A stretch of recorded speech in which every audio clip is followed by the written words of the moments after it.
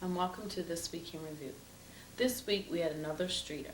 We talked to some of the students who went back to school. And the ski trails were great on Wednesday.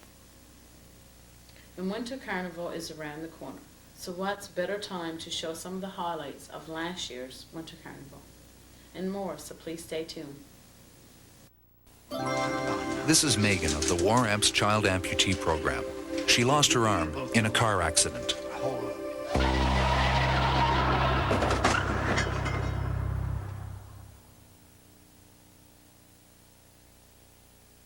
How would you feel if you had been the driver who hit her? Let's all drive safe. A message from the War Amps Drive Safe program. I went to the Fox Farm Ski Trail for a tour. The trail is about 4 kilometers long with an addition of 1.5 kilometers, which the workers are presently working on.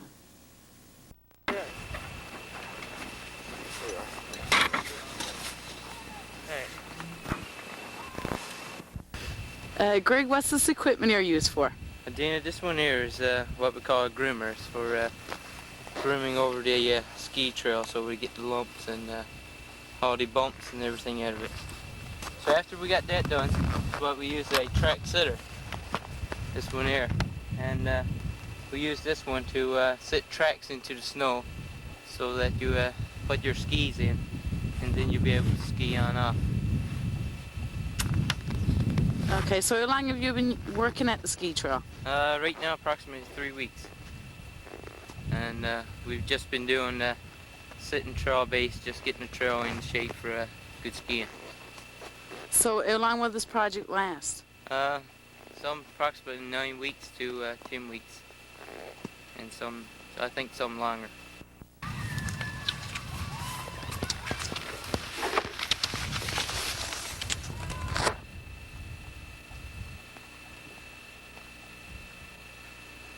What's the individual trails there for? Dina, this one here is for the more advanced skiers, for different scales like the area bone, for coming up and for going down. Gives you a good run. We have one in there for the listening inexperienced.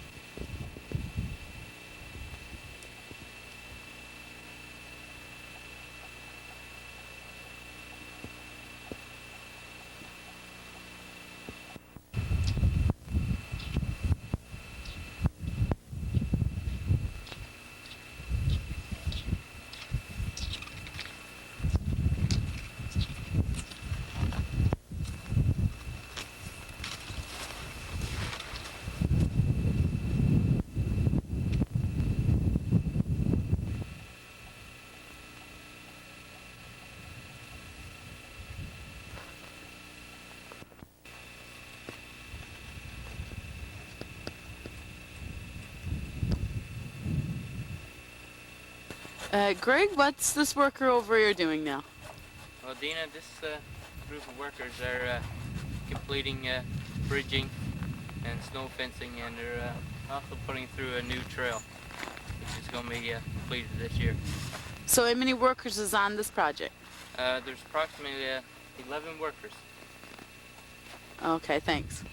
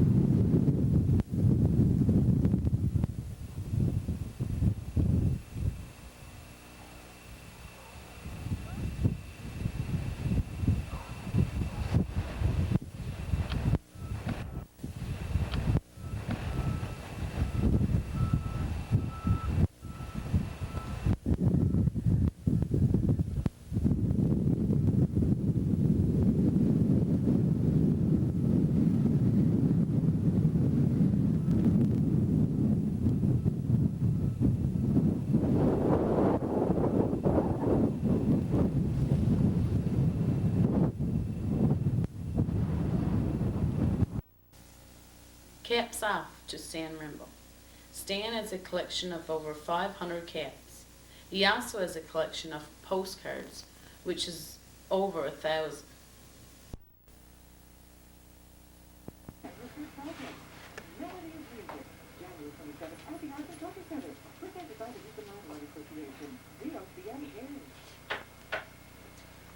Coverage of the 94 Labatt Tanker Provincial Men's Curling Championship live from Valley Hilly Dolphin Curling Club. Here, all the action ready to win the championships declared. Brought to you by Labatt Blue, honest and true. You bet it's blue. The Avalon Ball, still the best of all. DC Alternator and Starter, 1199 Topsail Road. Your automotive, industrial, and marine electrical specialist. And Max Squires, Newfoundland Dry Vessel, your last stop before the airport. Proud to give premier service. The 94 Labatt Tanker Provincial Men's Curling Championships only on VOCM. Newfoundland Sports Authority. All right, 3:34 in the afternoon, the brand new Remo McIntyre Linda Davis song. Does he love you? And I'm sharp and lyrics are explosively heavy. Coming up next. First at 3:35, it's time to play the VOC and Play Escape. I've got Judy Wall from Florida. All right, Judy. What's that for you? Judy. Judy, all right, here's the deal. I'm going to give you 10 seconds. In those 10 seconds, you have to name 3 of the VOC and Great Escape sponsor. There are 5 seizures from West Area, Currently Play, and South Florida. Then we can do it from those weeks. 5 of those we're giving away, all right? And then, of course, the giant Great Escape, a different sort of story. The compliments of influence grows travel and Canadian holidays. Don't go to you. Okay, fine. Okay, thank you. Bye. This afternoon, every afternoon between 3 and 4. Steve's Great Escape. Only with VOCM. Afternoon. Stan, when did you start collecting these hats? About 89. 1989. 1989. So around how many do you have now? About 510. Where did you get all these hats to? Did people donate them to you, or did you start them on your own? Well, I started on my own when I used to go on holidays. And I just decided to collect the hats. Like I say, go to the different places. When I see different hats, I just buy it. And then afterwards, when people see me collect them, that I used to, if they had one spare, they used to give me one. Oh, okay. So do you plan on keep collecting these hats? Yeah, for a while, yeah. Oh, that's good. Well, when you get more, and like probably double as amount you got now, you can let me know, and we'll show the public the good collection that you got. Yeah, I got one here. Just I got one here. What the United Minister gave me. Yeah. Yeah. And what does it say on that? Most Hunting fever. Oh.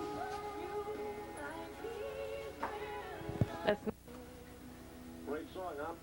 Very powerful lyrics. Does he love you? That is Reba McIntyre with a one-time former backup lady on stage. Now up front, of course, it would be Linda Davis right there. 3:40 in the afternoon. VOC at World Atomic Time. All rains and right from Speedy out of Ross Farm. Head out road.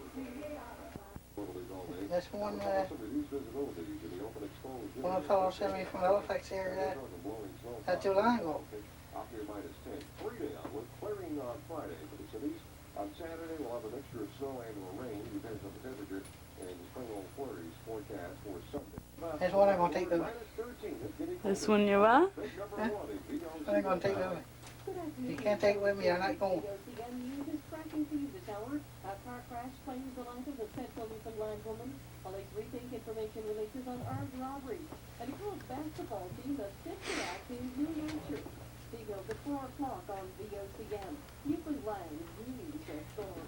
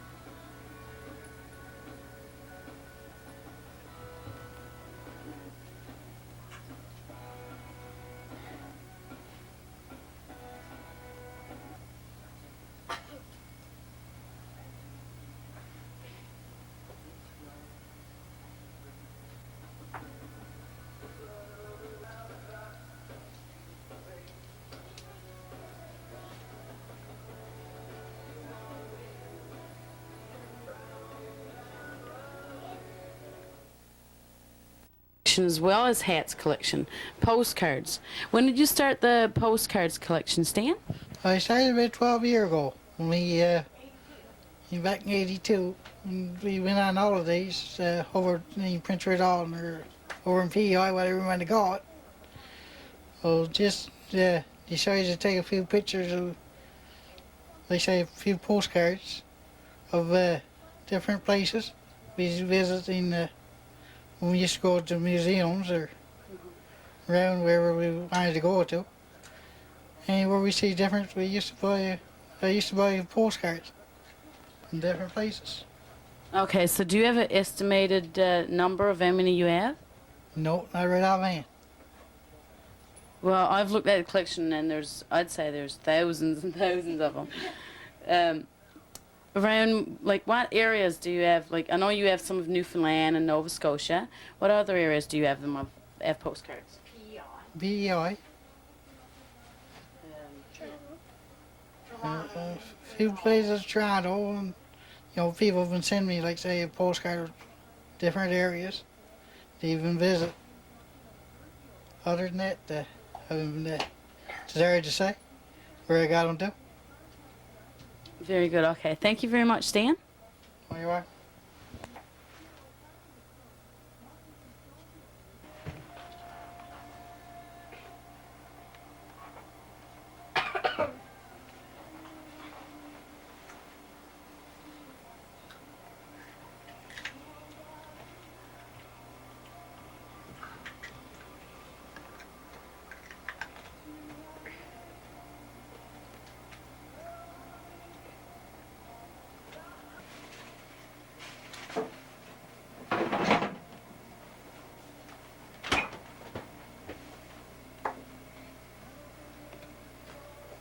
Over in PEI.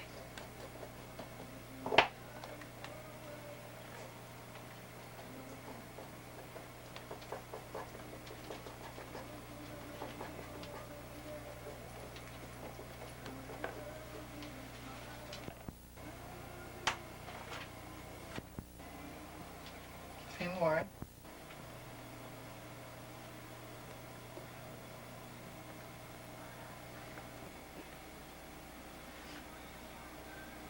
Moved to Halifax. She runs about every half hour or so.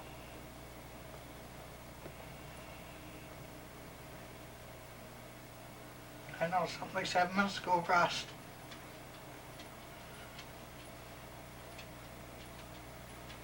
Village in PEI.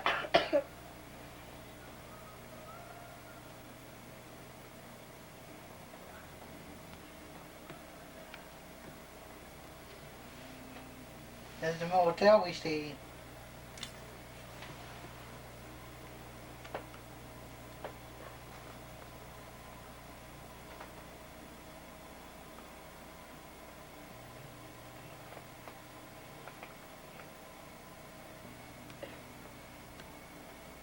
I said most of the interesting was Kips. One of the bridges going across from Dartmouth to Halifax.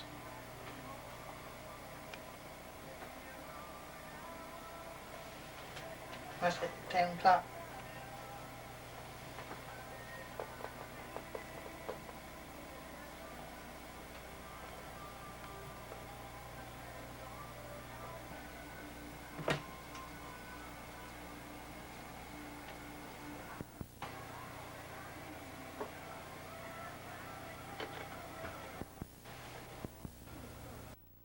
On Friday, I talked to a number of students who went back to school after being out for years. Studies. So what made you come back to school?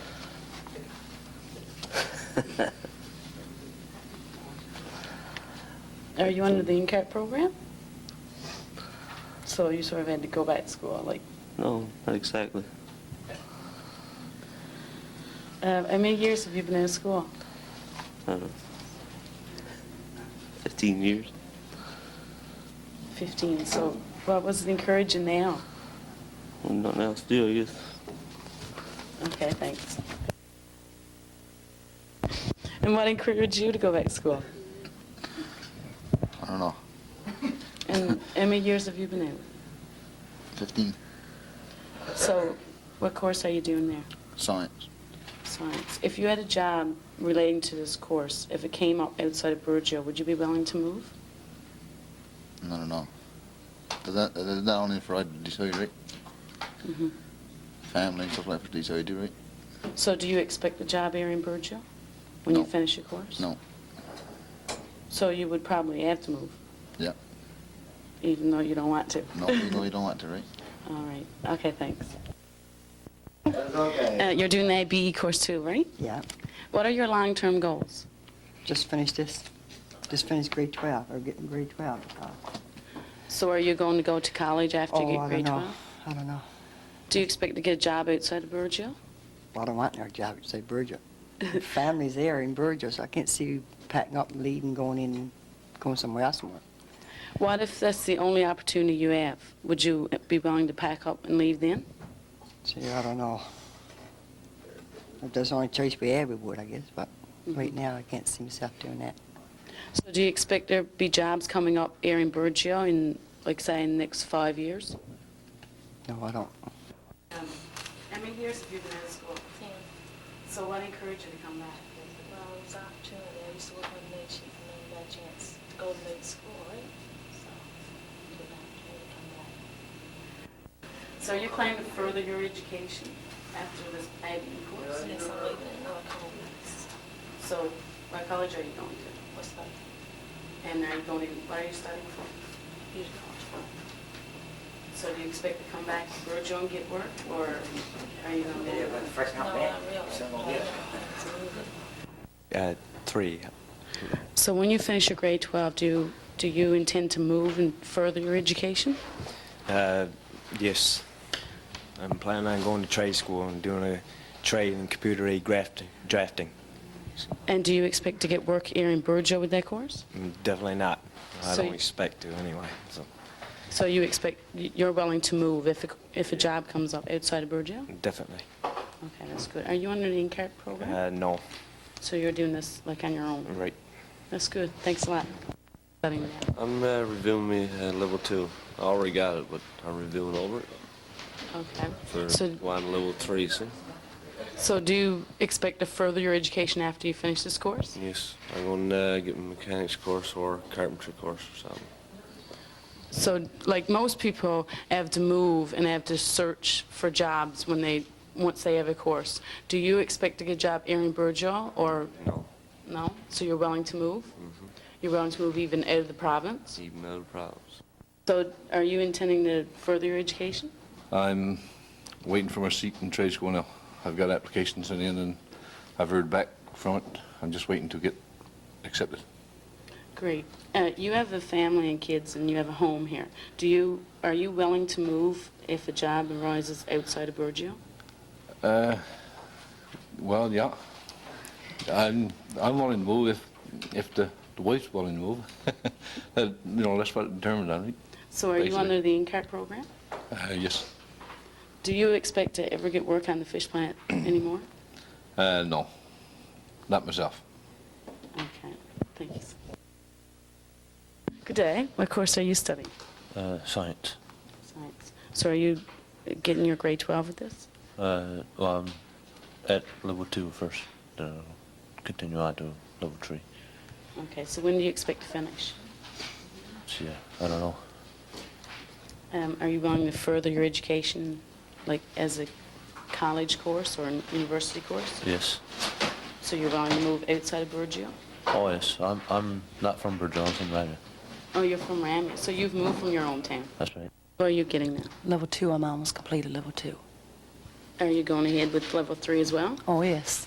And will you then continue into a college course? Well, if I can get in. So you're willing to move away from your home? Oh, for sure. With your family as well? I don't know about that. I hope he goes with me. What course are you taking?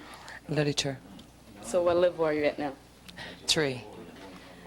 When you finish this, do you intend to further your education even more? Yes, definitely. So what do you expect going for? Community studies. And you're getting your grade 12 as well, are you? Level 3, yeah. That's good. Do you intend to study outside of Burgeo after? Oh, yeah. So what are your long-term goals? Is to get my grade 12 right now and go to trade school. So are you going to study in trade school? I'm not going to say it. That's a secret. Okay. Are you under the in-cart program? Yeah. So do you ever expect to get back to the fish plant? Not me personally, no. So that's why you're going further your education? One of the reasons, yeah. That's good. All right, thanks. Thanks. What made you come back to school? To get more education, find better work. And how many years have you been in school? About 7, 8 years. So do you find it hard now getting back into it? No, not really. It will all come back to you as you go. Okay. Are you going further your education, like, as in doing college course? Oh, yes. Do you know what you're going to do yet? In business administration. Oh, that's good. So do you expect to get work in Burgeo when you finish that course? No. Are you willing to move? Oh, yes. Move tomorrow. How many students do you have enrolled in this course? Right now we have 18 students. So what's the difference in this course, or this school, compared to the high school? The main difference is we teach a program called individualized learning, and each student moves at their own pace and does the work as they feel. We teach through learning modules where we present the work. For example, this is an earth science module that I'm working on now, the earth science course. All the material that they need is on this paper, and it tells them what work they should do and the page numbers in the textbooks. So they can work on their own, and they just call on the instructors when they need help. Okay. So of all these students that have been here, the ones that have graduated from the school, are there any that have furthered their education, like into college or university? Yes, there are several students that went on to West Viking. I think right now Dave Green is doing the community studies program, and he had an A average last semester. And Sean Skinner is doing some courses in Corner Brook, and there are several others that went on.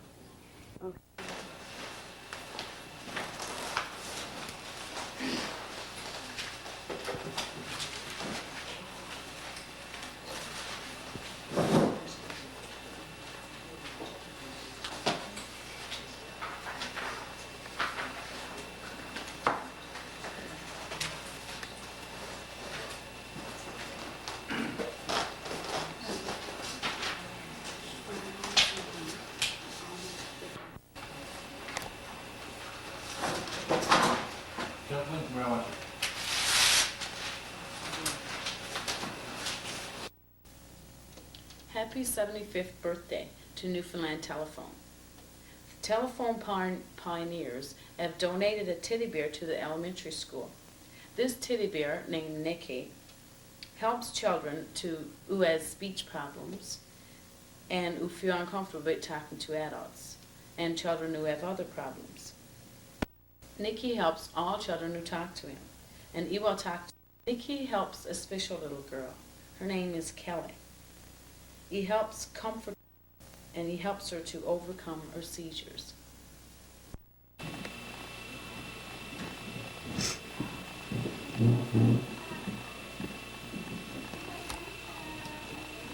Say hi. Hi. Hi.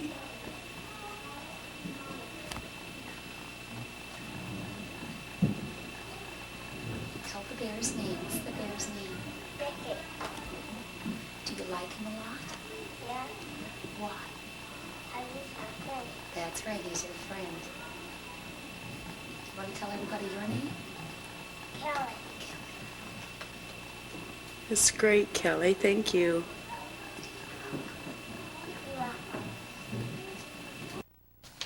The Telephone Pioneers also donate teddy bears to the RCMP, not like Nikki and not for the same reason. The RCMP use these to cheer children up in very stressful circumstances.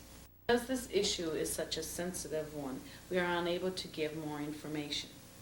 Some topics that were discussed in the last town council meeting was the Old Cottage Hospital. The town now has legal ownership of the land and the building, and the power is still on, but the heat and water has been turned off, and all domestic lines have been drained. There were a few proposals submitted to the council regarding the hospital. It was confirmed that the dump would be open to the public on Saturdays from 9 a.m. to 12 noon. Also discussed was the issue concerning people sitting up on the side of the roads to sell items. A discussion took place regarding a legislation for these people to also pay taxes, for it is taking business away from some burgeoning businesses.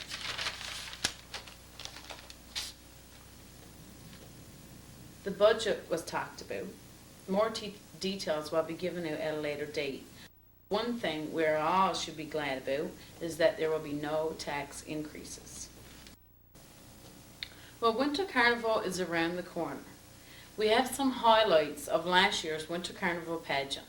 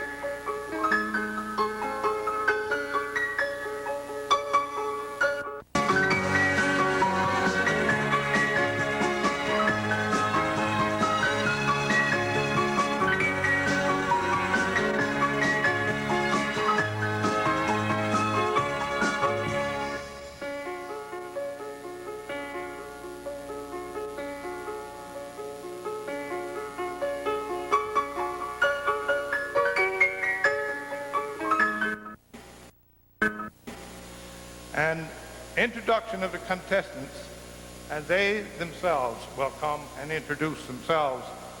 And we'll start off with contestant number 1.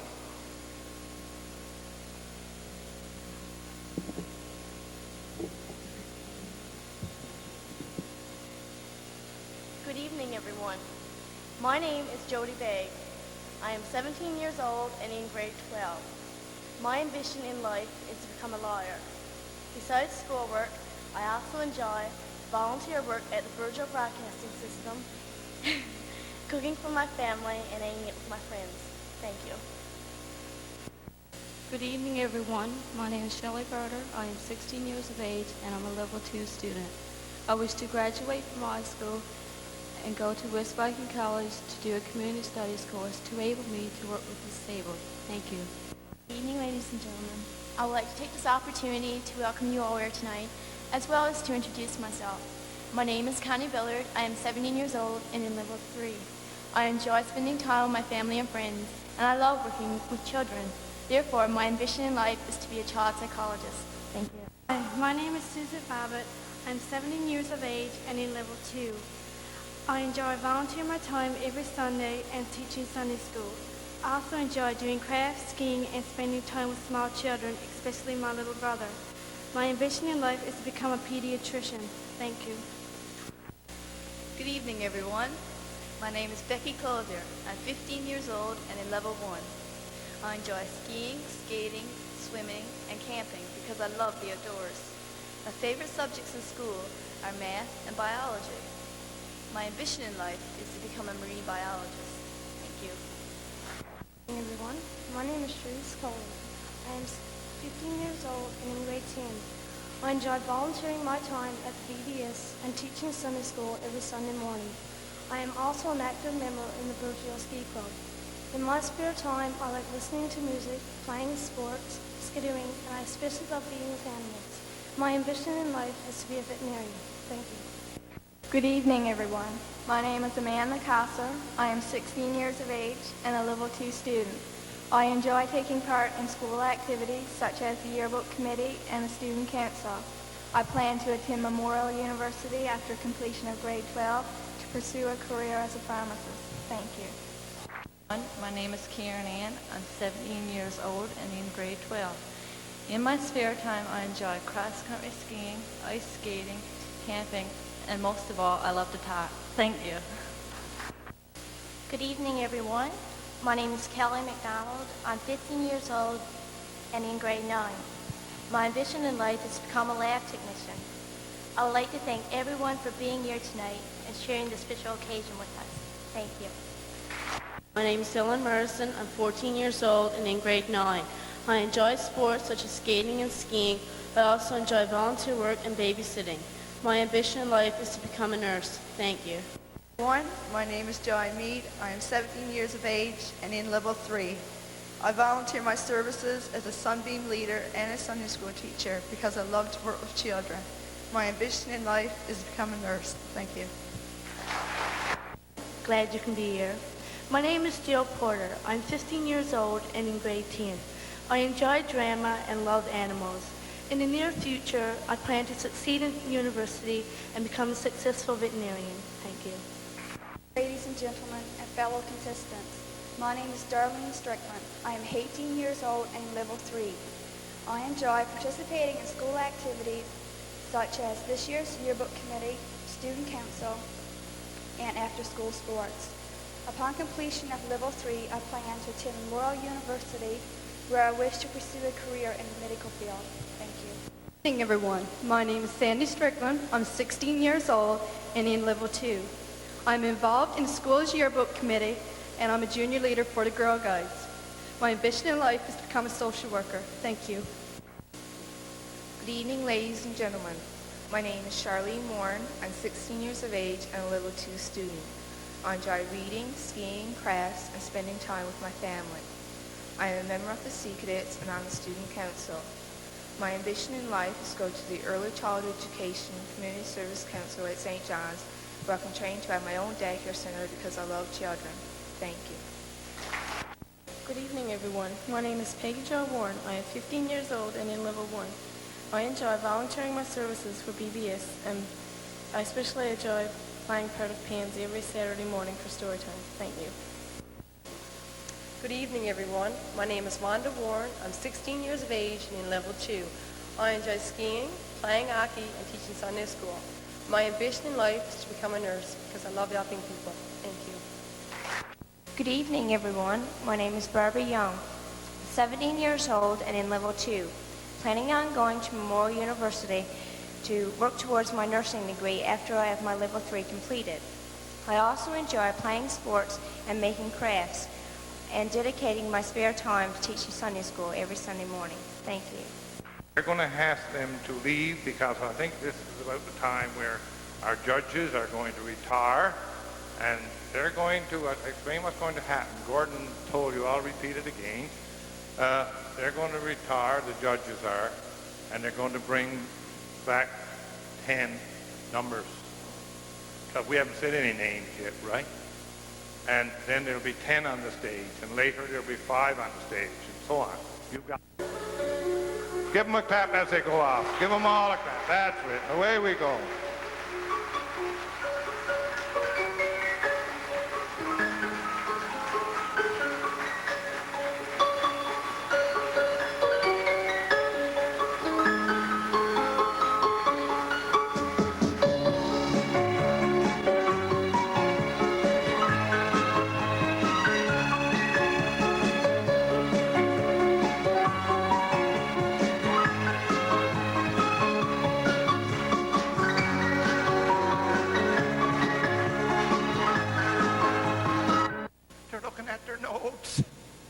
Coming in, and they're all going to give you a speech.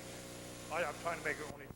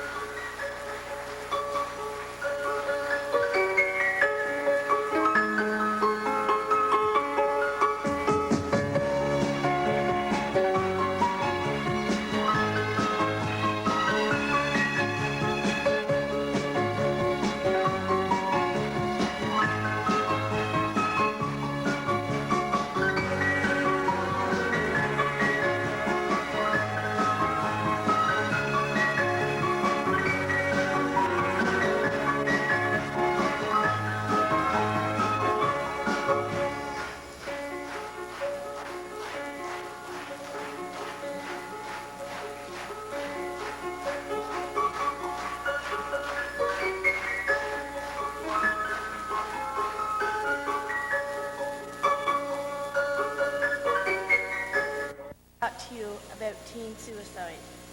But before I start, there is one thing that I would like to say, and that is suicide is a permanent solution to a temporary problem, and at that, no solution at all. Teen suicide does not end pain. It only leaves it in the heart of the survivors. Thank you.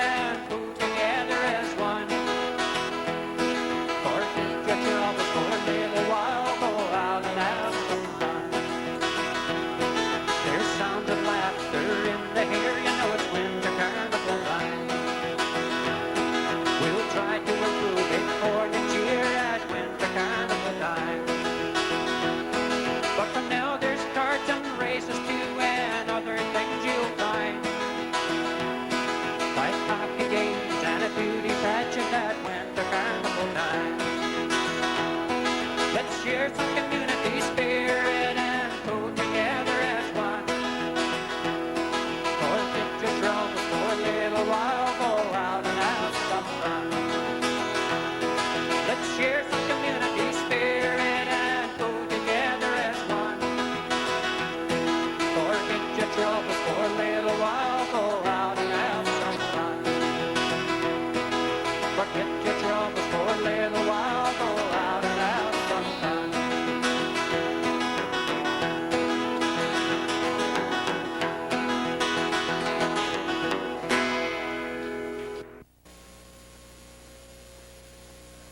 envelope, the judges have 10 numbers. I am going to draw a number, and that person will come forward, take a question out of my little lunch basket there, and answer it. So, and contestant number 17, please. Last name, no name.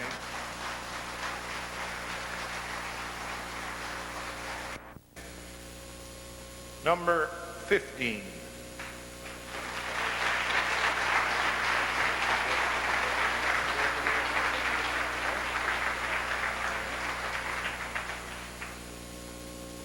Number 5.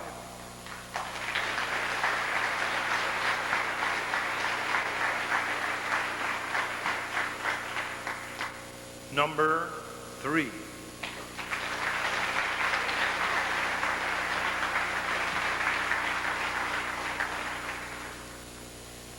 Number 7.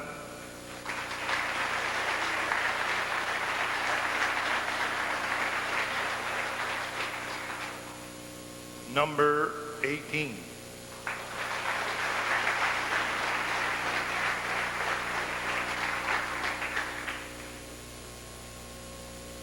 Number 11.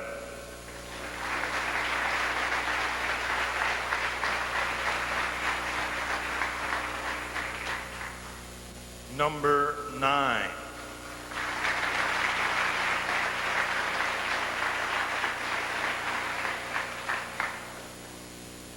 Number 1.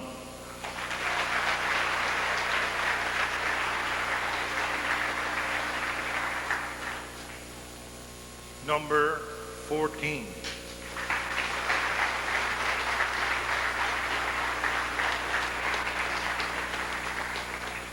The envelope is empty. I'll put them all back in the envelope. And now, it don't matter, I guess I'll just go and let them pick their numbers. But first let me stand back, because I'm covering up a couple of women, or 3 or 4 anyway, I'm so big. I'll stand back, and I think you should give them another big hand. These are the 10 finalists.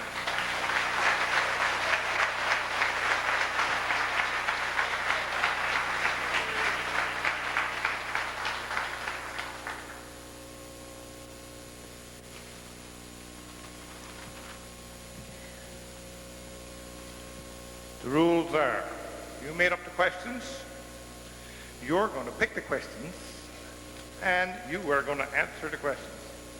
They can be short, 1 sentence, 2 sentences, 3 sentences, or you can keep it there all morning, tell the story you want. However, we're going to start off, I'll just move from right to left.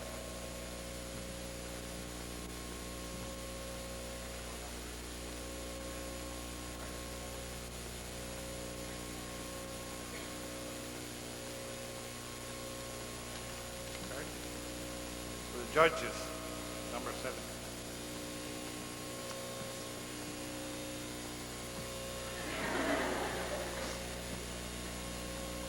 They took my lectern.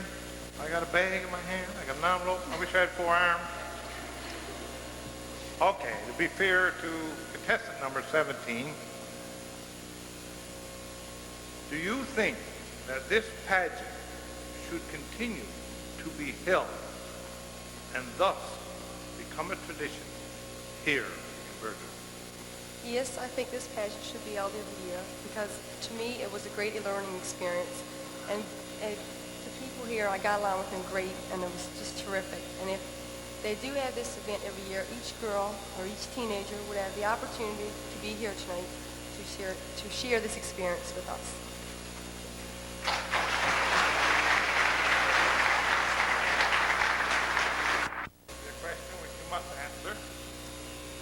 What is your ambition in life, and why have you made this decision? My ambition in life is to have my own daycare center. I have made this decision because I love children. I feel that before a child goes to school, actually, that you can learn a great deal more than he does when he's just being home. When a child is at a daycare center, you can learn how to get along with other children, which is very important. the parents also know where the children are and what they are doing. Also, I would feel that I have made some positive influence in the child's life, which would help them throughout their life. Thank you.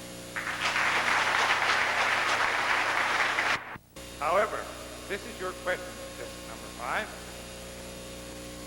What do you think is a possible solution to the lack of recreation for the youth in Burgeo?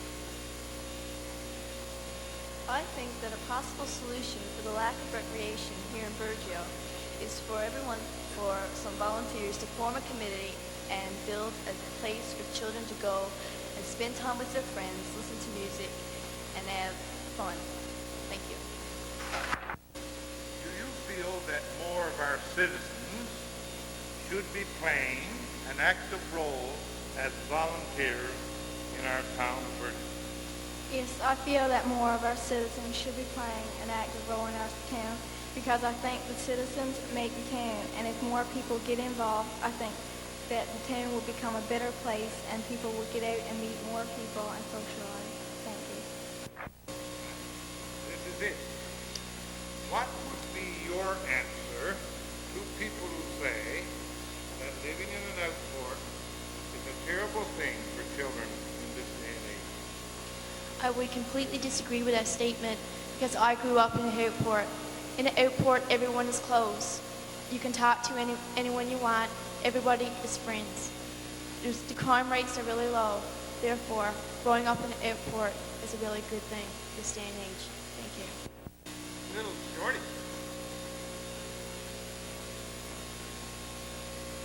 What characteristics do you look for in the friend? The characteristics that I look for in a friend is honesty, kindness, and a friend is someone you can depend on to talk about your problems. A friend is someone that is always there for you. Thank you. What is your ambition in life, and why have you made this decision? My ambition in life is to become a nurse, and I've made this decision because nursing is something which I have always wanted to do, and I really enjoy helping people whenever I can. Thank you. And the question I have for you, why would you like to further your education after you complete grade 12? I would like to further my education after I complete grade 12 because I think it would give me a better, hard-paying, steady job. Thank you. And as your question, the following. What can be done to improve the relationship between young people and their parents? Things that can be done to improve the relationship between young people and their parents is you need to have better communication and trust. Young people should be able to go to their parents with their problems, and parents should also be able to go to the children. Given the increasing problems caused by the abuse of drugs and alcohol among teenagers, what do you think can and should be done to solve the problem? What can and should be done to solve the problem is for young people to go out and talk to teachers and their parents or anyone else they trust to discuss the problems of it and the fix that these problems may have. Thank you. That in the bay, because someone might pick that as a question.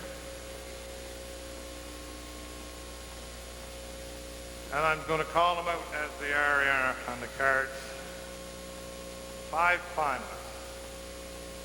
for this pageant are number 7.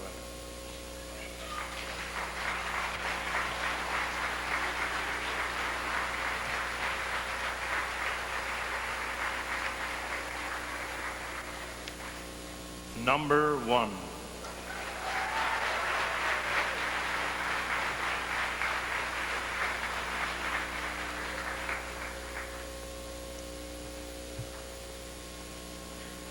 I want to have second prayer tonight, Mara. Number 15.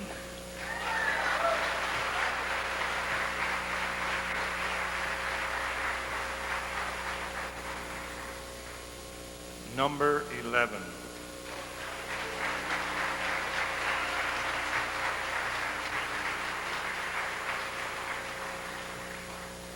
Number 3.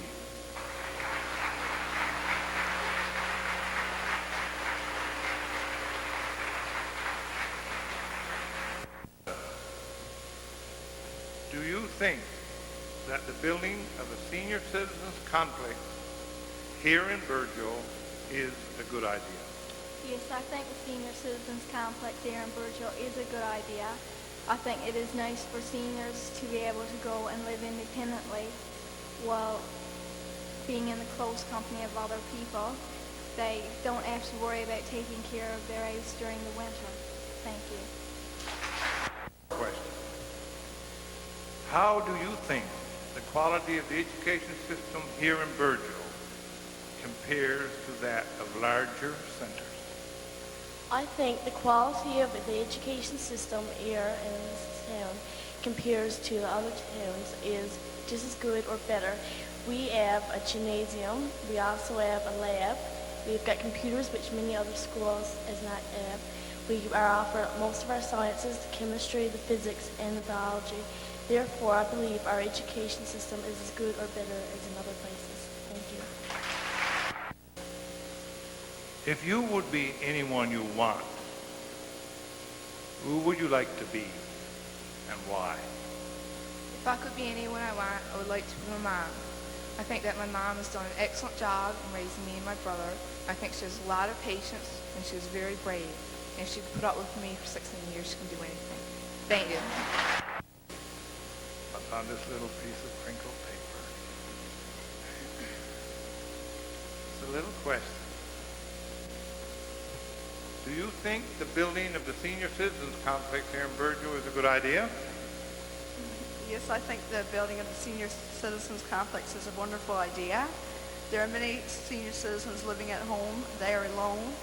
And if anything goes wrong with their house or shoveling snow, they have to do it themselves.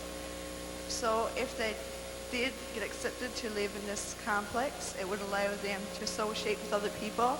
They would be able to live their own lives and enjoy it. Oh boy. If you won $1 million, what would your immediate and future plans be and why? If I won $1 million, my immediate and future plans would be, first, I would put money aside so I could attend university to become a successful child psychologist. Then I would travel to Paris, buy a new car, and go see Tragic in concert. Thank you. We're going to have the music, and let's clap them off the stage.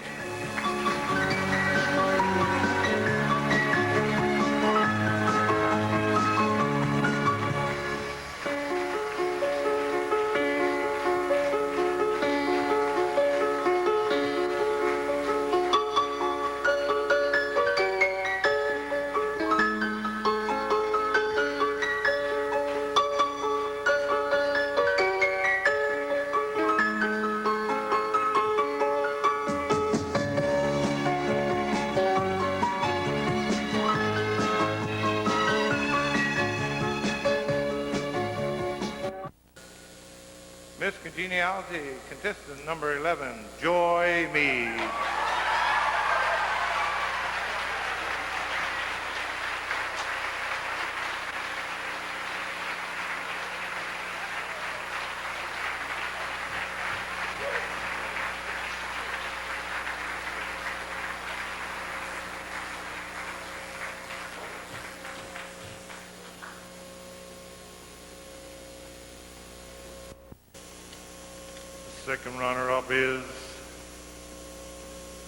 Second runner-up contestant is number 7, Amanda Tosser.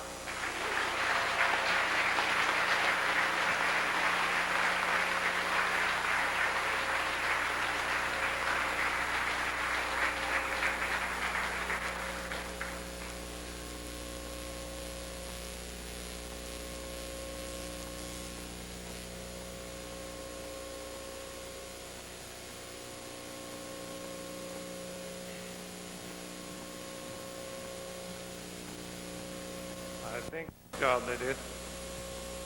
The first runner-up, contestant number 15, Charlene Warren.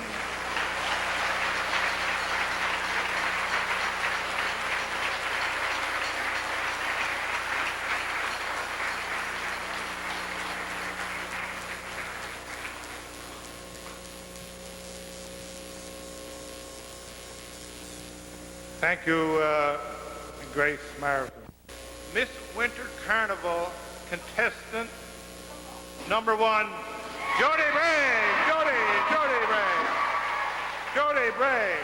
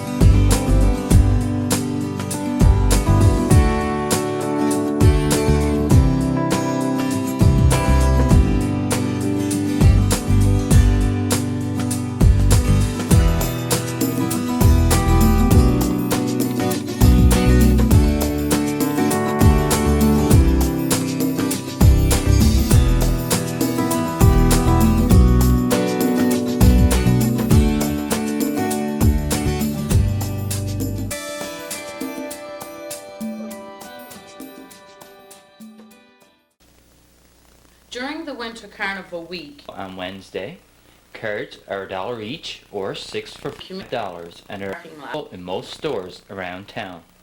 Please support the line on Saturday, TV. February at 12. BBS News The Community Center by 12 o'clock. BBS News tip for the month of February was Scott Strickland. His And you tip was ride assemblies on AIDS held at the schools. If you have any news tips, and please call to bring along with off at the do BBS. so. $5 per person. The ACW will be having a potluck supper on March the 11th. Hall. First 3 pieces It's $4 for adults or $4 for children. Supper starts at 5 p.m.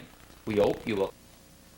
For more information, you may contact Clayton Porter, Leonard Buck, or Lou Cooper. This weekend, members of the Town Council and members on behalf of the Union Executive met with Mr. Brian Tobin in Corner Brook. I was able to get an interview with them.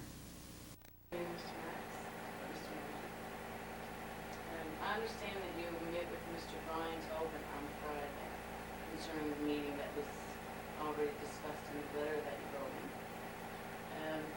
What was your agenda when you went into the meeting? Well, the agenda was pretty much, we used the letter actually.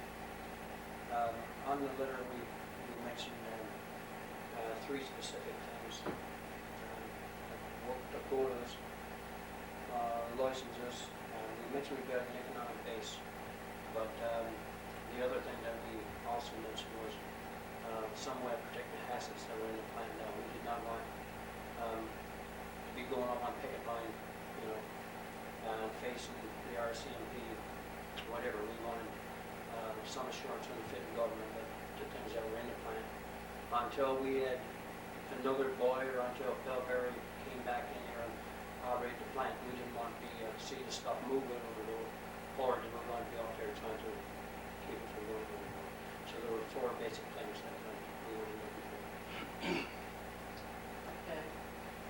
How did you feel about the results concerning the license of the trawlers? Well,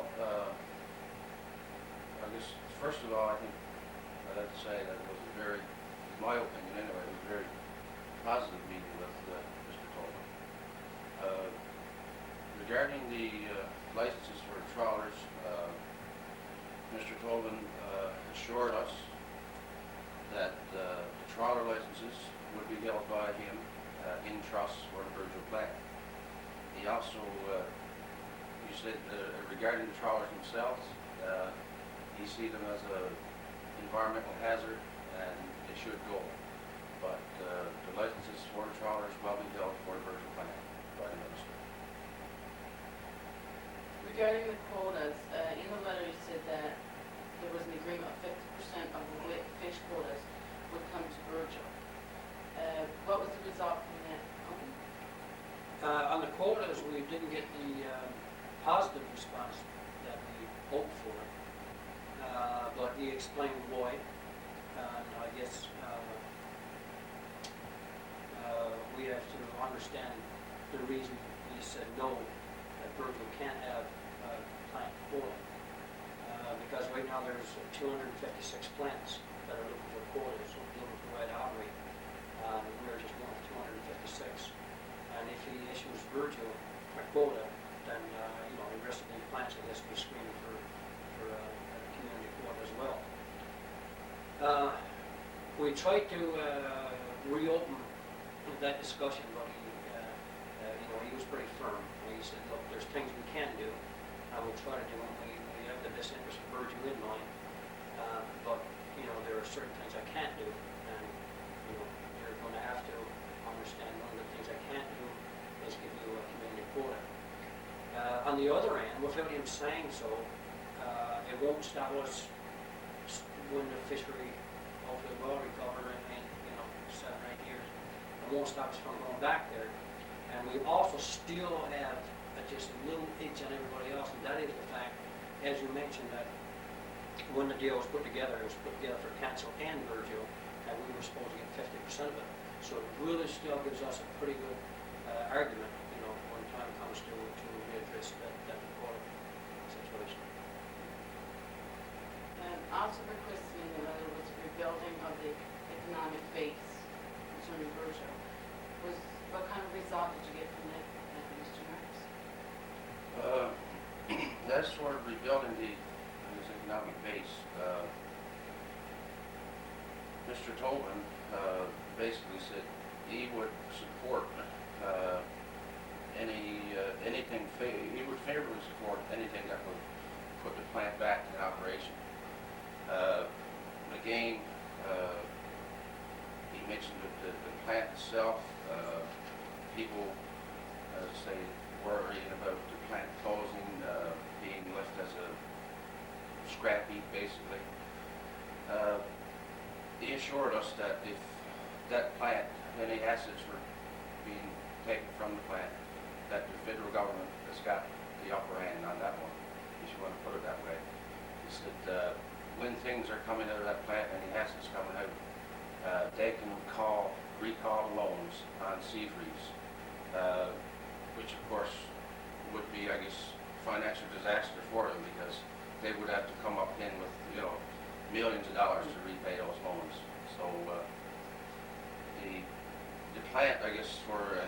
case in the future, the plant should, well, be as is, I think, for the foreseeable future anyway. So the thing that we have to do now is try to find some way, I guess, to reopen it and have it back in operation. There were a couple of things really that came out of that. As Blaine mentioned, after I left the meeting, I went over some of the information we had there. And I saw that the loan guarantee from the federal government was 85% of $15 million. So you're talking substantial amount of money that the federal government guaranteed. So, that's we're talking about leaning on Bellberry. Well, it's quite a lean. So he's fairly confident that he can get in writing the fact that Bellberry won't remove any more assets from that plant. The other thing we did on development, economic base was that, and this was sort of, we had four main things going in there. And so, I just want to remind everybody that this was our focus, was the four main things. And after there was some other discussion, the other thing we did was I had a report there from Charlotte Story and Dr. Robbins that was done here in Virgil last summer. And so we had a discussion on where do we go from here, what's the federal government doing about some of these ideas, some of these things that we feel can work. And we discussed escape wings and shark and everything else. And we said, here's what I feel at least it should be done. I mean, these are things that can create employment, but it can't be done here. And it's going to be really, really difficult for myself or Blaine or anybody else around here to get into this new market, new ideas and that sort of thing. But if the federal government's got willpower, it can be done. I mean, they can bring in monies that we can't access. And so, so I gave them the report and, just asked them, Mr. Minister, will you, just read this and give it some consideration, and he took the report. And, so these are the kind of things we talked about, facilities, there are several things. One other thing that we should probably mention is he sort of warned us that come May, the in-cart package, the money itself, may not be there. That was in it before. So it just becomes more urgent to try and diversify and try to do something with Virgin in the meantime. There's a couple other things that we mentioned. I did try to get over to Bellberry. We met Bellberry there, and we didn't have a chance to talk. Obviously, he was coming out of the meeting. We were going in, and but Mr. told us that Bellberry still has a lot of interest in Virgil. He said he sees Virgil as an opportunity, not a burden. So if he's still got that interest, then I think it's sort of time that he told us. I've got the interest there, and let's see if we can get something together. So I tried to contact him that night. We were out all that night, and I tried again the next day. His own number is on listed. We called Scott the Drew and some other Rich Carter. We tried to, and it was just. We ran out of options. We just couldn't get through to Bellberry. But if you still got interest there, then we should pursue it as much as we can. Just to further, I guess, on that one, to show, I guess, that Mr. Barry does have an interest in the plant, Mr. Tobin, of course, told us that Mr. Barry or Seafreeze, they are servicing the debt on the plant. Actually, right now they have about 1/3 of the plant paid off, which is, put it in millions of dollars that they've paid on the plant right now. So, that shows that, I guess, that there is an interest in the plant, or they wouldn't be servicing the debt. That's all questions I had prepared for. Is there anything else that you'd like to add? Well, I guess regarding the plant, I think everybody's going to have to, I guess, like you said in the meeting, everybody's going to, I guess, bite the bullet, and everybody's got to do, I guess, a bit of bleeding. But I guess from Mr. Tobin, basically he stated that there would be no government assistance to fish plants in the future. But he also stated that he's very partial to Virgil. He's had numerous discussions with Roger Simmons on Virgil plant, and of course that's the sort of thing that he wants to, if at all possible, I think he would like to see Virgil survive as a fishing community. The other thing that would probably go in our favor was the thing that we discussed was when those, as someone mentioned, the 260 fish bags that are in the province, they're saying there's probably going to be 150 plus. That's not going to reopen. So somewhere along the line, they've got to make a decision on what plants are going to operate and, you know, which ones are not.